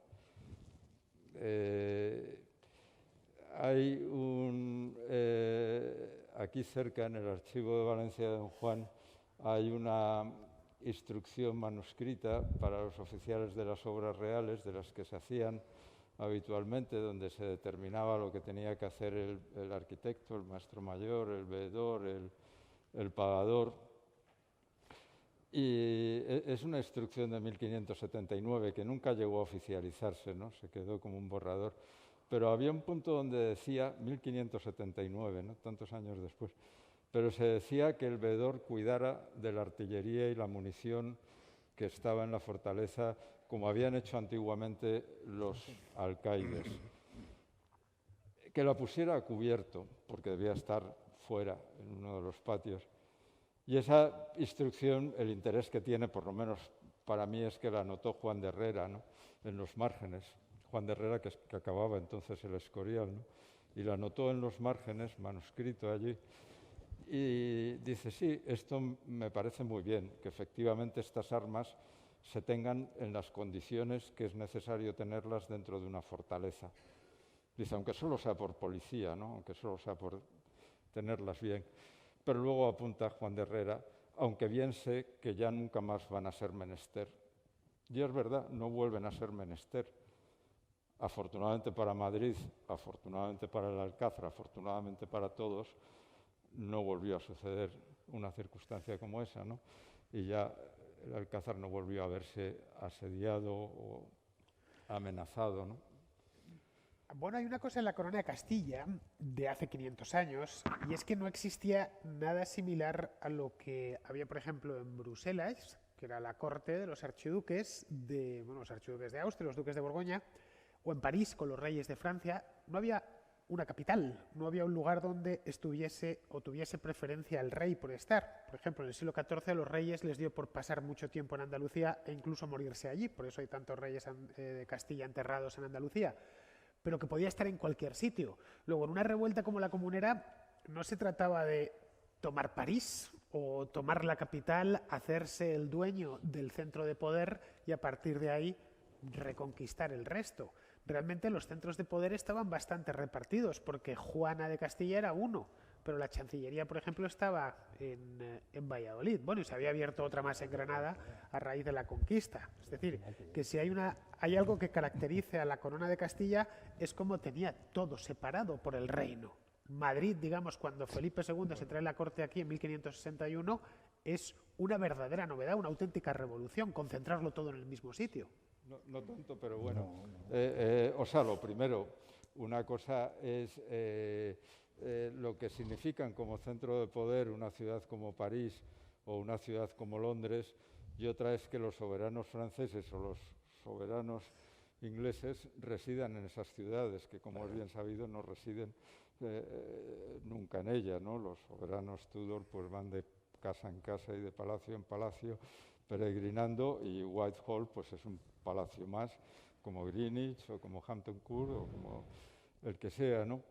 En eso, hombre, la diferencia es que, claro, Londres o París tienen un peso específico que evidentemente entre nosotros, pues Madrid para nada tiene, ¿no? Ahora, el hecho de que luego la capitalidad se asienta aquí, eso es también una consecuencia, a mi manera de ver, de las comunidades, ¿no? Después del estrago que causa el asedio, el bombardeo del Alcázar, ¿no? El cañoneo del Alcázar, el minado del Alcázar, que se mina sus murallas y sus defensas, ¿no?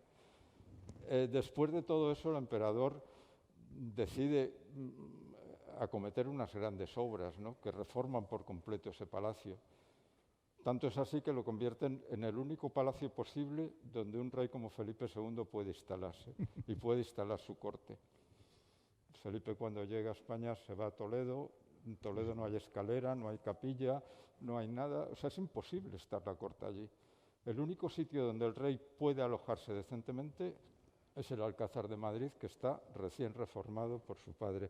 Y está recién reformado porque precisamente las reformas que se hacen, la ampliación en toda la zona de lo que hoy es la Plaza de Oriente, ¿no?, lo que se llamaba el Cuarto de la Reina, pues se hace seguramente en los lugares que más sufrieron durante el asedio del edificio, ¿no?, y que peor estuvieron, ¿no?, y que son los que se reforman para convertir esa fortaleza ya en un fantástico palacio, ¿no?, que es lo que va a hacer que el rey decididamente se asiente allí, no ninguna otra razón específica. Luego, la Guerra de las Comunidades tiene una importancia directísima y capital en que hoy Madrid sea la capital de España. No, bueno, tampoco hay que... no es una relación absolutamente directa. Si porque solo eso deja, no lo una sabemos. fortaleza para que se pueda instalar Felipe II. Lo que es que el Alcázar salió estragado de esa contienda, y que las reformas que se hacen después para convertirlo en un palacio se hacen posiblemente en las partes más dañadas en que esa fortaleza había sufrido, ¿no? Ahora, eso pasan unos años hasta que Carlos decide reformar sus palacios. Madrid, Toledo y Sevilla, decide reformarlos los tres a la vez, construir uno en Granada. con distinta fortuna. Y construir uno en Granada también, en la misma Alhambra. Bueno, pero lo de Granada es antes y tiene otras condiciones. Felipe II en 1561, en la primavera de 1561, no trae aquí la corte como consecuencia de la Guerra de las Comunidades ni nada. Queda muy lejos, ¿no? Vamos a ver, en Madrid hay un alcázar reformado, esto es de capital importancia, pero hay otras cosas más. Por ejemplo, la corte no puede estar en Toledo, entre otras cosas, porque Toledo es una ciudad con unas tensiones sociales monumentales entre cristianos nuevos y cristianos viejos. En Toledo creo que hay un arzobispo que manda mucho, bastante, ¿no? Y el rey allí, y entonces hay unos choques de intereses que son bastante importantes. Ya hay, por cierto, una humillación al corregidor en 1559, que no viene al caso ahora, pero que hace que la vida entre el poder real y el poder eclesiástico tengan sus fricciones. Madrid tiene, por otra parte, algo soberbio y espectacular que se llama los cazaderos reales, espectaculares. Madrid no tiene catedral, lo cual es fabuloso porque aquí la autoridad civil hace y deshace a su gusto, y así sucesivamente. Son muchas cosas. Las comunidades tuvieron mucha repercusión ulterior, fueron victoriosas, en cierto modo, en la historia de España. Pero no tiene nada que ver lo de 1561 con la Guerra de las Comunidades, ¿no? En fin, y discúlpenme que se hace tarde.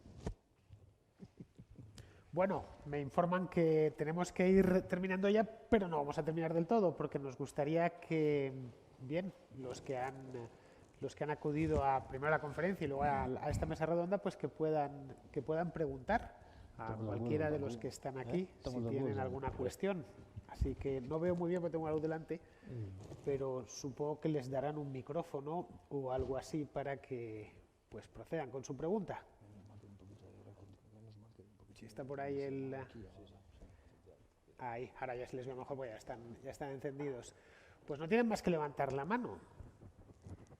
Si tienen, a ver si yo desde aquí tampoco veo mucho, pero hay uno ahí, le ha levantado, pero no mucho, ¿eh? Va a ser solo media pregunta, no pregunta entera porque no se le ve muy decidido. ¿Sería la principal característica que las comunidades generaron en la política o en la vida de la Castilla de los años posteriores o el siglo posterior? La principal consecuencia, por así decirlo, de las comunidades. ¿A quién le diriges la pregunta? ¿A cuál de ellos? Un poco, pues... Yo creo que el profesor Alvar es la persona más indicada. Yo también pienso que Alvar te la va a contestar pues mejor que nadie, ¿eh? Gracias. No, encantado. El profesor Alvar se enrolla mucho. Vamos a ver, ya durante la propia revolución de las comunidades hay un primer cambio. Adriano de Utrecht, que había sido nombrado gobernador por Carlos V... Y que sería papa. Porque a Adriano de Utrecht se le ponen dos cogobernadores castellanos. Ya hay un cambio durante la Revolución de las Comunidades. Y luego, a lo largo de toda la historia ulterior de la Casa de Austria, existen algunos fenómenos que son curiosos, como es, por ejemplo, el proceso de castellanización de Carlos V, con sus más y sus menos, pero vamos, Carlos V tiene un proceso, él tiene un sentido patrimonial imperial de sus posesiones, naturalmente, pero él también tiene una tendencia hacia la castellanización. Creo que se fue a enterrar, a morir a Yuste o algo por el estilo, ¿verdad? Que anda que está visible el sitio. Luego, la cuestión de las finanzas también es muy interesante, el miedo que da, ¿verdad?, tocar los impuestos directos y todas estas... al final se hace todo, ¿verdad?, pero siempre están pendientes. Desde luego la frase para evitar lo que ocurrió en las comunidades, o para evitar lo que ocurrió ante tal, eso aparece en mucha documentación en tiempos de Felipe II. Se tiene la Casa de Austria para bien, la Casa de Austria tiene un especial cuidado, esta es la gran paradoja, tiene un especial cuidado en preservar Castilla, del mismo modo que saca todas las riquezas de Castilla, pero claro, esto es lo que permite a la población castellana en tiempos de hierro, ¿verdad?, poder salir de Castilla e irse, por ejemplo, bueno, la vida de Cervantes sin la Casa de Austria, el imperio de los Austrias, no sería comprensible, ¿verdad? Esta es la gran paradoja, el triunfo imperial en 1521 tiene como consecuencia que Castilla se convierta en todo, para bien y para mal, y esta es la película de los Monty Python, que Castilla se convierta para bien y para mal en el sostén del imperio de la Casa de Austria. Esta es la paradoja. En todo lo que quiera siempre va a haber esa castellanización, en todo, pim, pim, pim. ¿Es causa directa de la revolución de las comunidades? Bueno, más o menos sí. Es desde luego causa directa de la castellanización. ¿De acuerdo? Castilla construyó España y España destruyó Castilla. Bueno, pero eso que no se grabe y que no se proyecte hoy por ahí porque se puede ver una buena. ¿Alguna pregunta más? ¿Alguno más? Sí, hay una señora que levanta la mano ahí. ¿No? Sí, hola, buenas tardes. Bueno, volviendo a la figura perdón, de la reina Juana, y hablando en un futuro paralelo hipotético, o en un pasado hipotético, ¿cuál hubiera sido la figura de la princesa Juana, luego archiduquesa de, archiduquesa de Borgoña, de Austria, si el infante Juan, el primogénito de los Reyes Católicos, hubiera reinado? Ella es para Bethany, entiendo, ¿no? Sí, bueno, gracias. Qué pregunta más bonita. Y yo creo que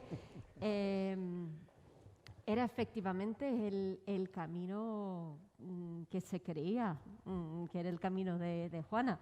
Es decir, hacer un papel de representación diplomática de los intereses, ¿no?, de sus padres en la corte de Borgoña y en un papel secundario al del archiduque de Austria. Intentar mantener esa alianza, ¿no?, y estar siempre en, digamos, tensión con la francofilia que hubo en esa corte, ¿no?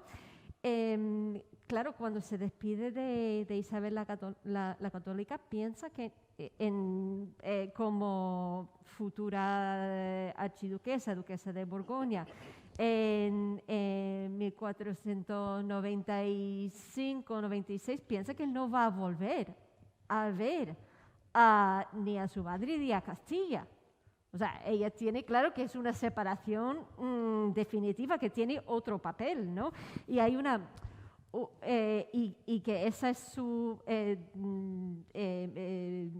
misión, digamos, diplomática y personal, de ser archiduquesa de Austria, duquesa de Borgoña. Ahora bien, lo que es el mayor desastre para los reyes católicos, Fernando e Isabel, es que es su heredera y además le han casado con, digamos, la peor persona, ¿no? La peor persona posible.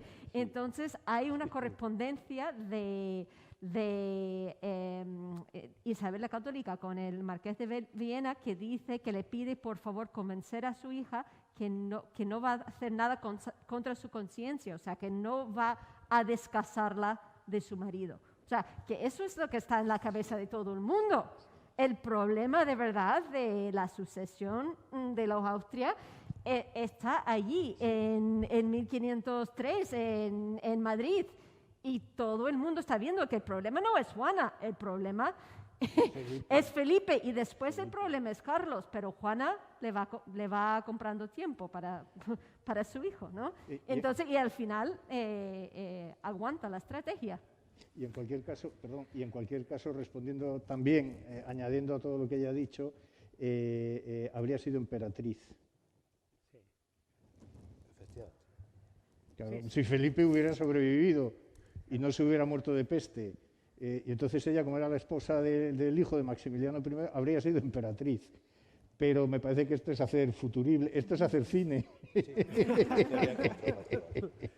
Pero está muy bien. Literatura, que está bien. Es así, ¿no? Bien, ¿algo más? Pues tenemos que ir ya concluyendo. Que por nos ahí quedamos veo aquí a uno, ¿no? dormir. Hola, ¿qué tal? Ah, no. Sí, habéis empezado la charla diciendo que no llamáramos a Juana loca. Luego se ha dicho que tenía episodios de desconexión. Luego incluso se ha dicho que vivía a 3 palmos del suelo o incluso que era autista. Yo me voy de aquí sin saber si estaba loca o no. Sí, pues mire, hay bibliografía, si quiere, de Vallejo Nájera y de Francisco Alonso Fernández. ¿De acuerdo? ¿Vale? Vale, gracias. Sí, bueno, bien. Sí, efectivamente hay distintas interpretaciones, ¿vale? Y lo importante es que estén cada vez más cercanas a las fuentes y a las fuentes contextualizadas, ¿no? En su momento de producción y de recepción. Y efectivamente también es verdad que distintas interpretaciones pueden coexistir, ¿no? en el espacio público. Yo creo que eso es de mucho valor, ¿no? De tener ese contraste. Claro, tú piensas una cosa. A Fernando VI, que estaba como una regadera y murió, bueno, en unas circunstancias lamentables allá en Villaviciosa Odón, se le conoce como el Pacífico, ¿no?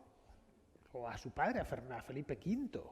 Felipe V, si se tuvo que contratar al mejor castrado de Europa para que le levantase un poco el ánimo. Y así ha pasado la historia como el animoso. Así que no sé por qué habríamos de llamarla Juana la Loca, cuando podemos llamarla Juana de Castilla. A ver, tampoco yo creo que haya que ir ahora Juana la Sensata. No creo que haya que llegar a esos extremos, pero bueno, sí, al final se va a quedar como Juana la Loca, por más que digamos lo que digamos. ¿Alguna cosa más? ¿Alguna cosilla más? ¿Está usted hablando ahí? No estaría haciendo la pregunta a quién no se la tiene que hacer, ¿no? Que la he visto. Puede preguntar aquí. Si no, ya pues damos esto por concluido, porque son ya las 9:15 de la noche. Pues ya está. Muchas gracias. Muchas gracias.